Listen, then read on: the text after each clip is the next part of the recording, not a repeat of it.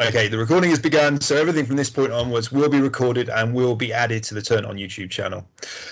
This afternoon, we are going to focus on one particular aspect of Teams. So if I move over into our team that Turn On has, in your school, you may well see quite a few different teams. You might have a staff team. It could be that you've begun to use it for governors. You're in a trust, therefore as a trust team, you might be a member of the trust as well. But we're going to look at today class teams.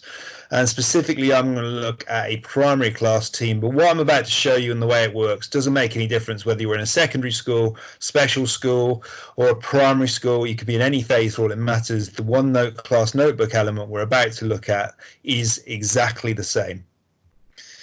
We have a very familiar environment for those of you that are already in Teams. You've got the tabs along the top, posts and files. We are today solely going to focus on OneNote Class Notebook. So if I go into OneNote Class Notebook, the best way to think of it is a digital version of pen and paper or pencil and paper. And imagine those pieces of paper like the pages that I have here.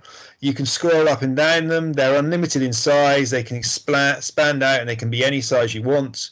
You can write on them. You can add text to them. You can include pictures. You could add website links. They're pretty much endless in the way that you want to use them. You could even have a video embedded in there if you wish. You can have files added onto the page. So there's quite a bit of scope as to what you can do with the page in a OneNote Class Notebook. But the pages are the individual pieces of paper. And then hidden on the side here where the arrow is, you've got sections. So building up the picture for you, you've got pieces of loose paper. Well, in the real world, if you had pieces of paper, you probably file them in some way. So you'd organize those in sections. So if you imagine you have a lever arch file, the sections are the cardboard dividers with the tabs. The pieces of paper or the pages in your OneNote Class Notebook are the pieces of paper that are filed in between your cardboard divider tabs. And the OneNote Class Notebook is the lever arch file for your class, where you're going to store all your work for a particular period of time. When you arrive in OneNote Class Notebook, you can view it inside of Microsoft Teams like that. It can be a little bit cluttered, so you can expand the tab out. And when you expand the tab out, it gives you more space to work than you previously had. It's particularly useful if you've got to show this on a board at the front of the class, or it's quite small in the first place. Expand out. You can also launch this in a dedicated OneNote software as well, but I'm going to work with it inside of Teams as most people would. You can see here I'm just using Teams as a tab in a web browser. I'm not using the desktop app, but the desktop app would work in exactly the same way as what I'm showing you in the online version. With the options across the top, the File tab are just for finding your OneNote Class Notebooks. The Home section gives you most of the familiar formatting you see on quite a few Microsoft Office apps. Insert allows you to add content onto the pages of your OneNote, and those can be quite diverse in their range. Draw, if you've got a touchscreen enabled device, maybe you're working on a touchscreen laptop or you're using a tablet, certainly I would use this if I was teaching at the front of the classroom on an interactive whiteboard or an interactive panel.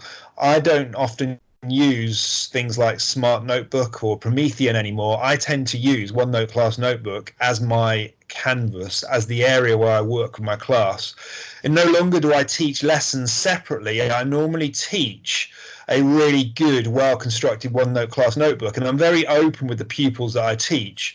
And all the content on the page is not just designed for me to remind me of the flow of the learning or where I'm going to have a natural plenary in between.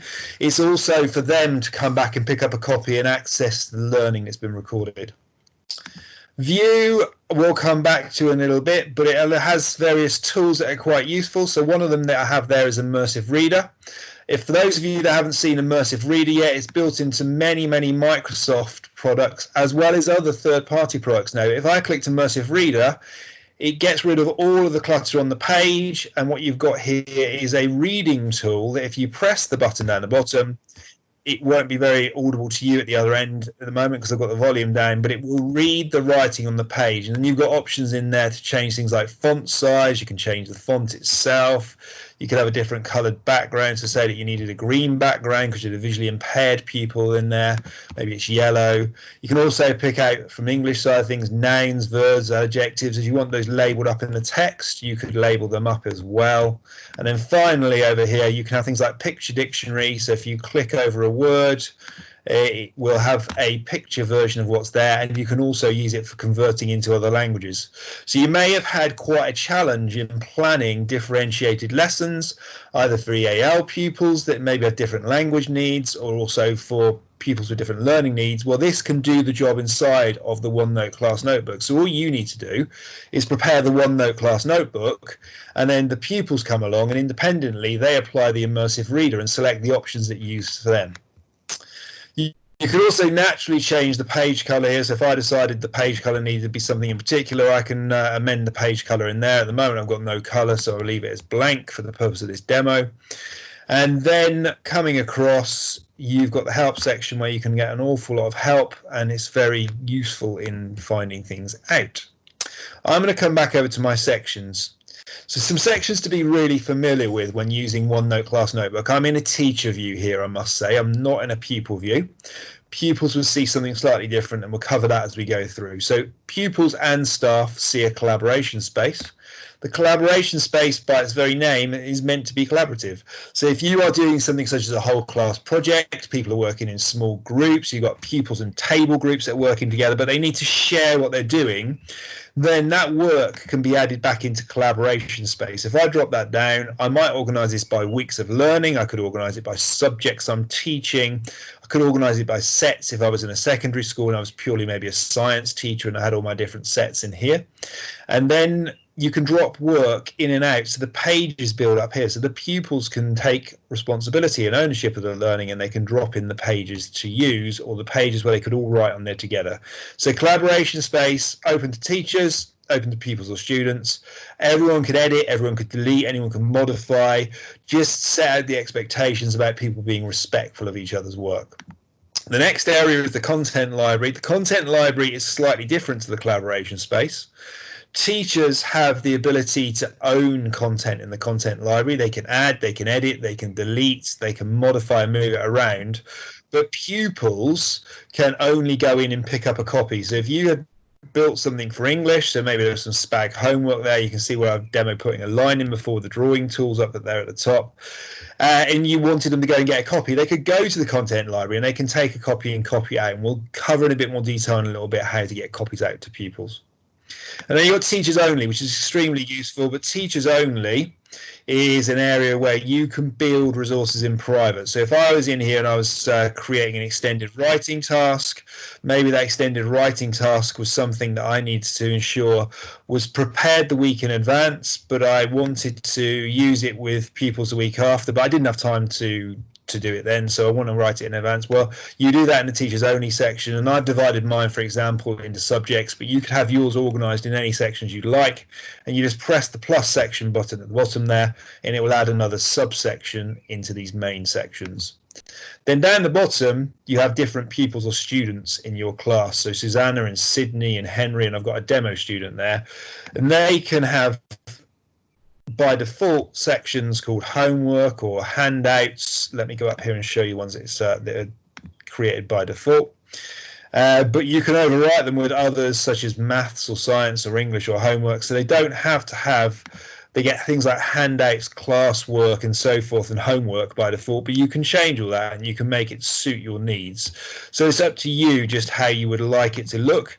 And when you first set up your first OneNote Class Notebook, you can choose these sections and you create them once and they appear for all the pupils in your classroom. And it's quite useful because what a year 5 teacher would like, maybe a year 3 teacher wants something completely different. So you can pick the sections for your class.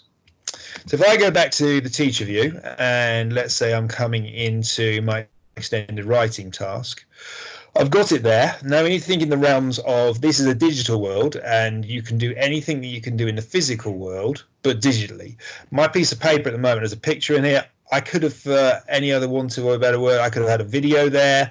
I could have put a document on the page for the children or the pupils or the students to come and pick up, and they could go away and they could do what they wanted with the copy they're going to take. But how do they get a copy?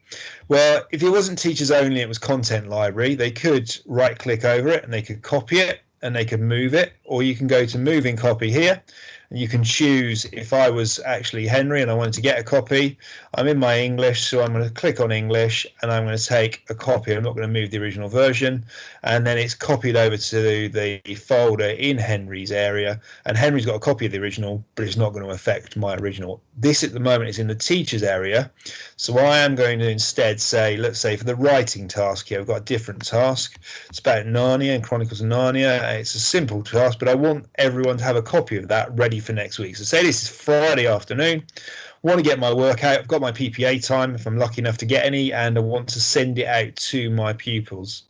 Well, OneNote Class Notebook can do that for you. So if you went to Class Notebook, you can just distribute to a new section. You can add a new section in if you're starting a new topic, and maybe you're organizing your learning by topics if that's the way that you do it, probably a primary setting rather than a secondary.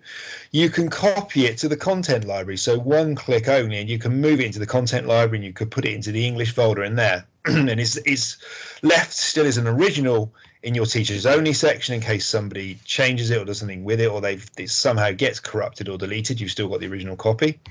Or you might want to distribute a page. So if you go to distribute a page, you can distribute individually to the pupils in your class. So once this comes up, I would have here, if this was a proper class, and I've only got a few demo pupils in here, I would have 30 pupils. So I can tick individually the pupils I wish to get a copy of this. So I might say, look, I'm going to send it to Henry, I'm going to send it to Sydney, because this is going to be an extended writing task. I know they've covered what was set for classwork, and I want to set them something so that they are still making progress while the others finish off the main learning of the lesson. So I click next, and I could do this, and I regularly do this in the middle of a lesson. I might say I want this to go to their English folder. For me, it's quite quick and easy because I've already got it created, and I press distribute.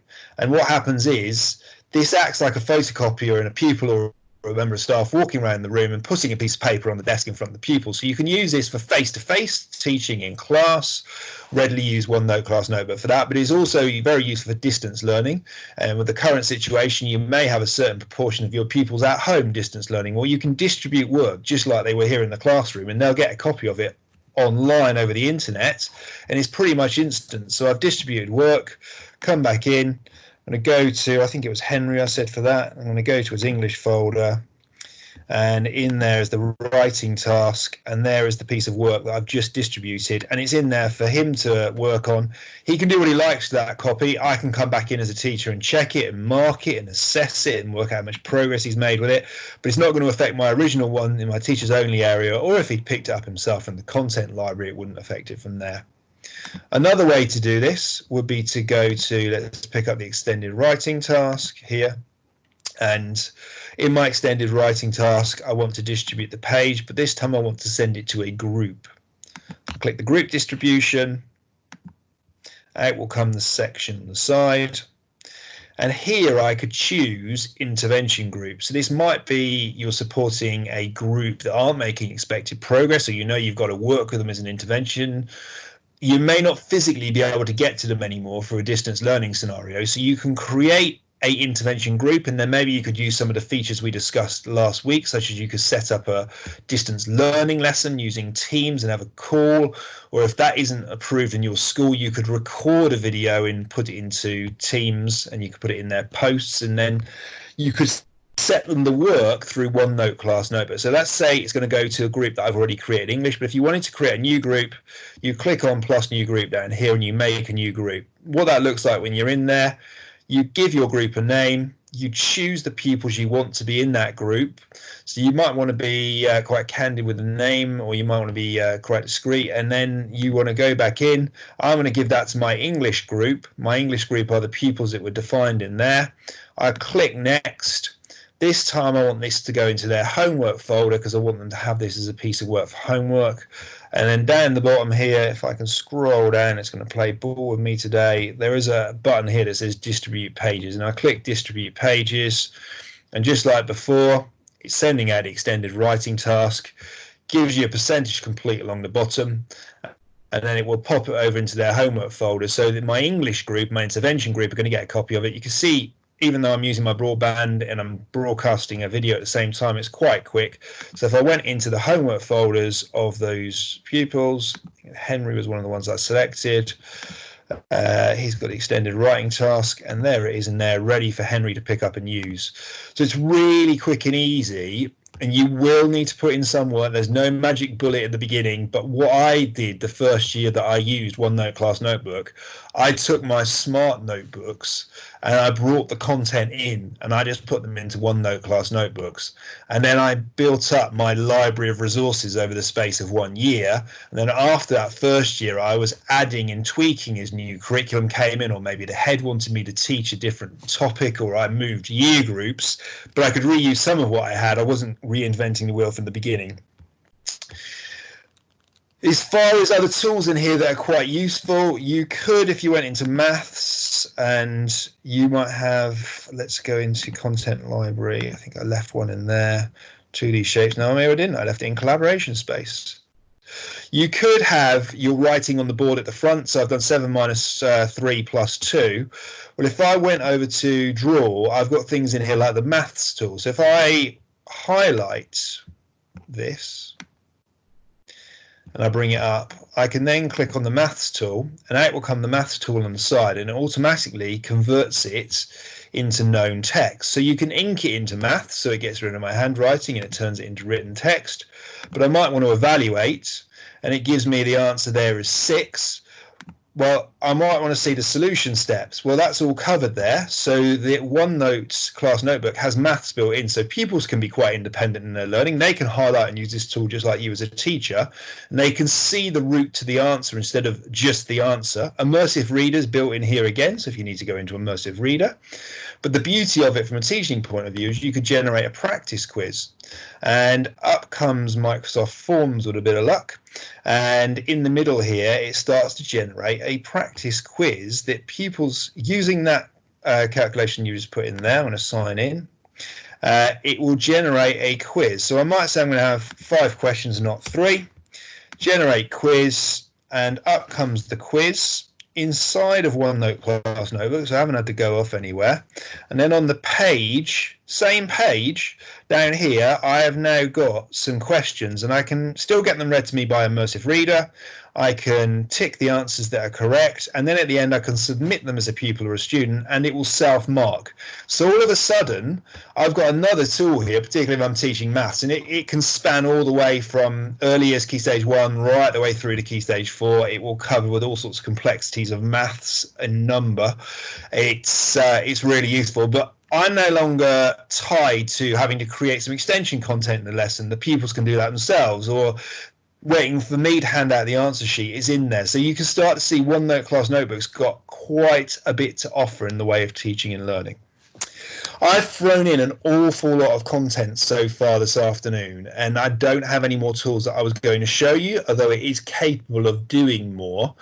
But I want to throw it now back to you as participants in this webinar and open it up to questions and ask you if you've got any questions relating to what I've shown you, or if you've got any good examples of how you've used OneNote Class Notebook in your school or your teaching, or if you want to put any questions in the chat, I'm more than happy as well to answer them from there. So throwing it open to you. If you want to open your microphone and just talk to me, please do so. If you want to type something in the chat, equally welcome. I'm ready to take any questions.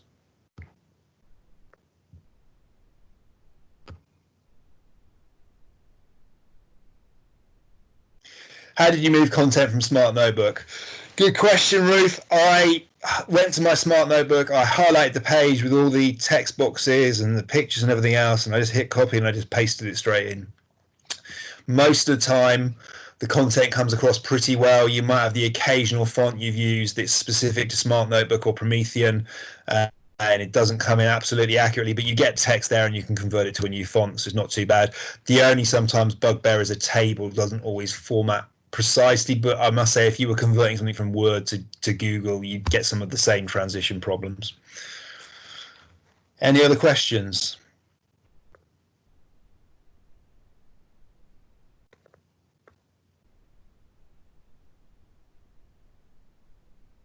Okay, I've obviously either blinded you or you want to go away and have a go. So I will remain here in the meeting for a little bit. If any of you do want to ask questions, please contribute and ask. David, hey, David, hello. Do you keep your notebook at the end of the year to use with the other classes next year? Yeah. So, David, when you get a team at the end of the year, it goes into an archive, and then you can use your pages in your OneNote Class Notebook from the previous year, and you can either move the entire notebook across to your new team when it's added in for the next year, or you can just go and dip back in. You'll need to set a policy in Office 365 about how long previous teams from previous years or previous OneNote Class Notebooks are kept before they're auto-deleted. Emily, could you clarify the difference between the content library and the teachers only, please? Yeah, the content library is the area where teachers can add resources and they can edit resources, but pupils are effectively read only. They can only go and pick content up. Whereas the teachers only area is entirely private. You would not see teachers only area as a pupil. You would only see content library and collaboration space. Could you move Word documents across into OneNote? You could, yeah, you could equally import OneNote. You can import Word into OneNote, that's fine. Sometimes, again, the import isn't absolutely perfect. What I would tend to do is pay reference to it in the OneNote and probably paste the document onto the page. The document link is there, and you would see a thumbnail of a document, and then they can pick it up from there and open the document up in Word. If it works better in Word, don't try and twist it. Keep it in Word and just put a link in the OneNote to it. Somebody else is asking, Samina, you're asking, can you add videos and how? Yes, you can add videos. Let me come across again.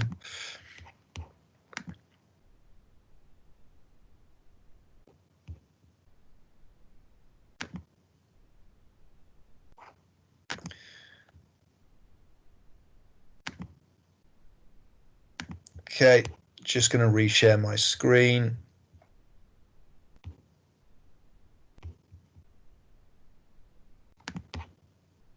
Just going to play ball. Let's hope it does. There we go. So the easiest way to do it in the beginning is to bring it as a link when you've got it hosted in something like YouTube. So click link. It's not Microsoft Forms because it's linking to the forms down there. You would put the title of your video, which would appear on the page, and paste the URL in there. If you are somebody who's already quite familiar, as well as it linking out to things such as YouTube, which might not be unblocked in your school, another app in Microsoft is, let me go over to here, is you can go over to all apps and then down to something called Stream. Just open it up in a new tab. Stream is a video library in Office 365, and what Stream does is it hosts all your recordings. So if you're recording things like your videos for going into class teams, they would appear here in your video library, and then you could get your share URL from the top here. I haven't got anything recorded in this one, and you could paste it into your team at the same time. So that's another way of doing it. I can see that that's affecting my network, so I'm just going to shut that down so I don't go completely Dalek on you. So there's lots of ways of doing that to start with, but adding content hosted from somewhere else is the way to do it. Just going to stop sharing my screen and jump back across as well. Any more questions in the chat, or anyone else wants to unmute?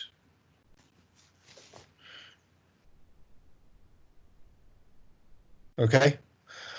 I will thank you all for coming along. I'm going to stop the recording at this point. I will be here if you want to ask any questions, but we'll be having another Office 365 webinar on Tuesday of next week, and we've got a Google webinar on Thursday of this week. So if any of you are Google, you're welcome to join that.